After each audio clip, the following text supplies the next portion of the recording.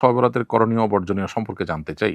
শবে বরাত যেটাকে আমরা বলছি, হাদিসের ভাষায় মূলত লাইলাতুন নিসফি মিন শাবান বা মধ্য শাবানের রাত।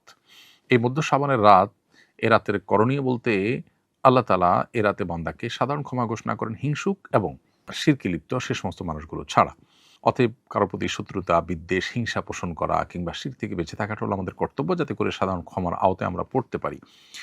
এ রাতে সারা রাত জেগে নামাজ পড়ার জন্য স্পেশাল বা বিশেষ কোনো নির্দেশনা, কোনো বিশুদ্ধ হাদিস দ্বারা প্রমাণিত হয়নি। তবে এ রাতের ফজিলত সম্পর্কিত আরও বিভিন্ন হাদিস বর্ণিত হয়েছে, যেগুলো বেশিরভাগই দঈফ। তবে সাধারণ ক্ষমার ঘোষণা সংক্রান্ত হাদিসটা গ্রহণযোগ্যতার লেভেল পর্যন্ত যায়। সেজন্য লাইলাতুল বরাত যেটাকে আমরা বলছি, শবে বরাত যেটাকে আমরা বলছি, যেটা মূলত মধ্য শাবানের রাত হাদিসের ভাষ্য অনুযায়ী, সে রাতের ফজিলত এতটুকু আছে যেটা সাধারণ ক্ষমার রাত। অতএব ক্ষমা লাভের জন্য চেষ্টা করা প্রশংসনীয়।